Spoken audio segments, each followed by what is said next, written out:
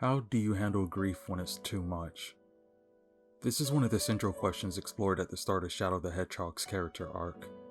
While he starts his story dealing with the grief of losing his dear friend Maria, we see it manifest in a rage to take from the world that took from him.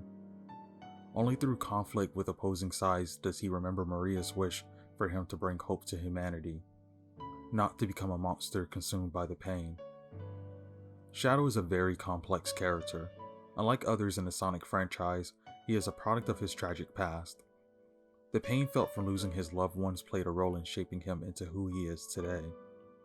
While he's made great steps moving forward by finding himself through self-discovery, accepting his difficult past, and putting it behind to not let it define the future, Shadow Generations poses a new question. How do you handle your trauma when it comes back?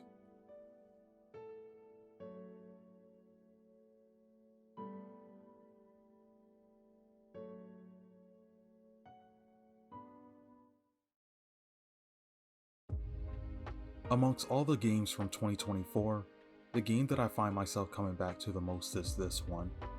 While the gameplay is engaging and is a continued evolution of what has come before, I find it to be the story that keeps me coming back, keeps me thinking and feeling things that no other story that year managed to do. I was there as a kid when Sonic Adventure 2 Battle released and introduced me to Shadow. I was there when Sonic Heroes released and wondered how Shadow was back after his death in SA2. I was even there when Shadow got his own game and pieced together his past and walked away, vowing to never turn back. It's interesting to examine Shadow's journey from before, how he struggled but eventually overcame the stages of grief, the denial, anger, depression, and acceptance. Yet, in Shadow's case, he's been through the cycle twice already. While Sonic Adventure 2 is more straightforward about it, Shadow 2005 gives a more fractured glimpse into Shadow's cycle of grief while recovering his memories. The factors of grief are still there, but the lessons learned between both differ. The understanding that taking anger out on others isn't the way. The acceptance of what you are doesn't dictate who you are. Shadow Generations does its own twist on the cycle and allows Shadow to learn another new lesson in the end. I am with Shadow once more as he reunites with Maria and Professor Gerald, the loved ones he's lost 50 years ago, while also being reunited with his greatest foe, Black Doom, the one who helped create him, but also sought to use him.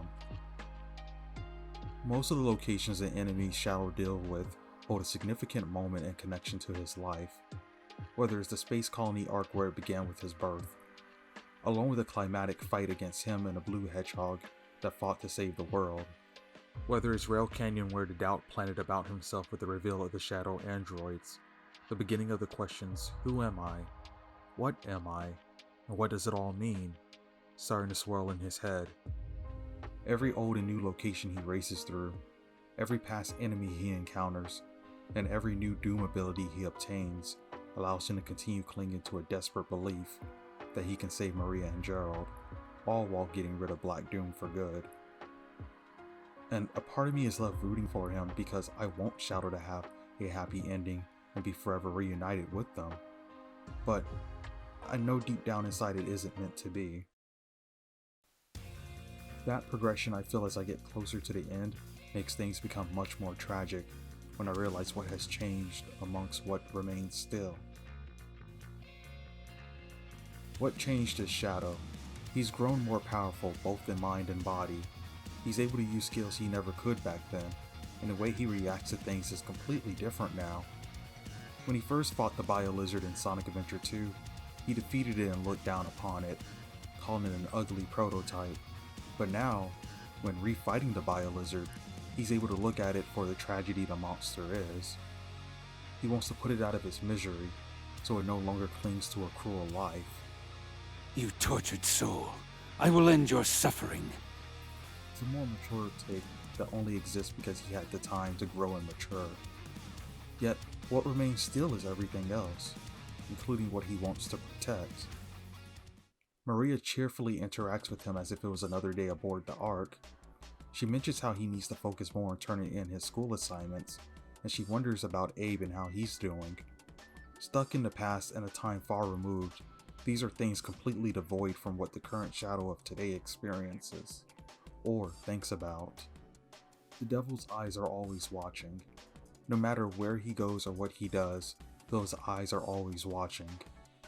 As Black Doom taunts continue and the anger and shadow consumes him, it scares Maria.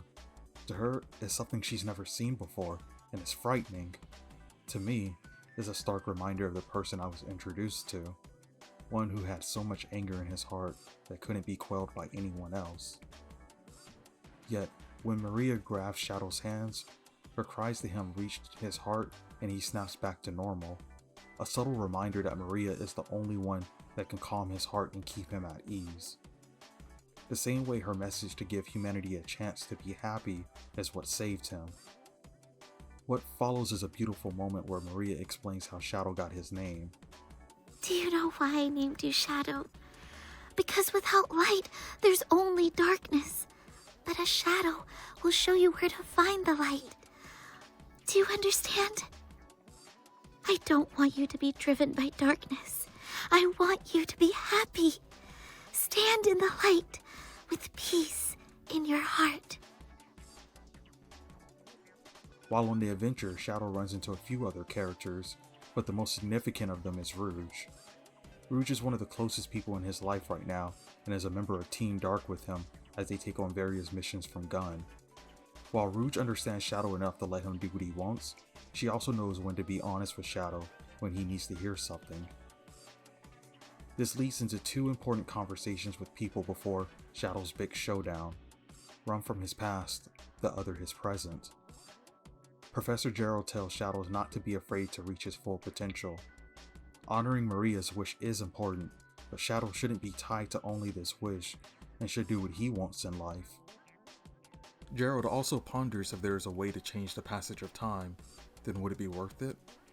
Changing the past also changes the future, and everything you went through would be gone, so you wouldn't be the person you are today.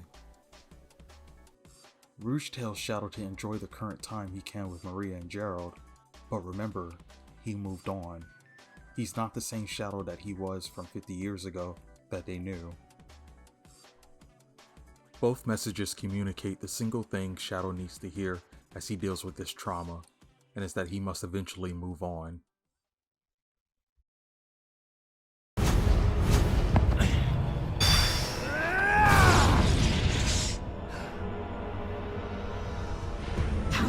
Deny me, Shadow. You are finally complete. Come, face me. I shall claim you, mind, body, and soul, and become the perfect being.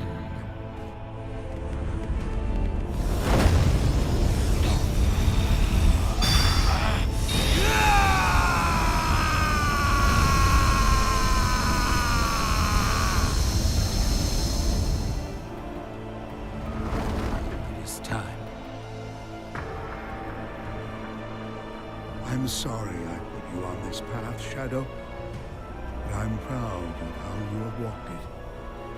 I believe in you, son. Shadow! It's all right, Maria. I'm letting go of that destructive anger. But I will continue to fight.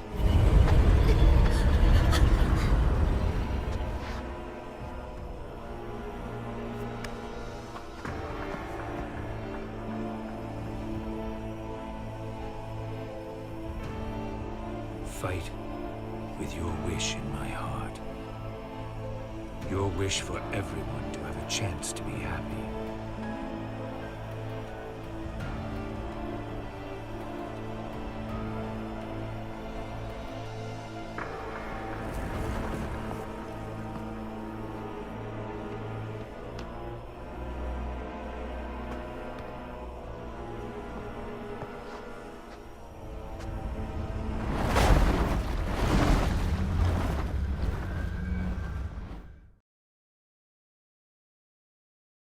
The cutscene before Shadow faces Black Doom is my favorite cutscene in Shadow Generations. The cinematography, the voice acting, the character moments. Everything about that cutscene is perfect. It's the scene that perfectly encapsulates my love for the writing in this game. The gentle, genuine smile Shadow shows Maria is the best part of it. It not only shows how much Maria means to him, but also how much he's grown. With the anger dispelled in his heart thanks to Maria, Shadow finally confronts Black Doom and strikes him down, thus giving the opportunity to free everyone. I am Shadow the Hedgehog. This is the destiny I choose.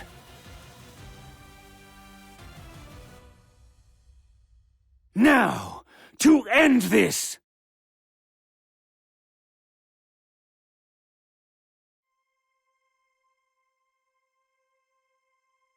Despite his best efforts, Maria and Gerald start to disappear. Shadow in desperation seeks a solution, but Maria rejects, and Shadow is forced into accepting the reality that they must leave. Before they go, Maria leaves Shadow with one final message. But you don't know what's going to happen. I know I'll see you again. And if fate draws us apart, I will always be in your heart. Maria.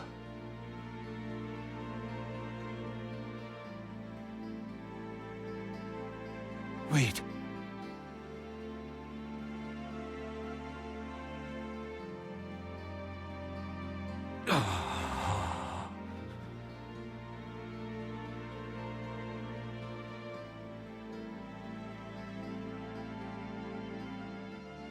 A tear-jerking moment that even leaves Shadow in tears, but for no one else to see.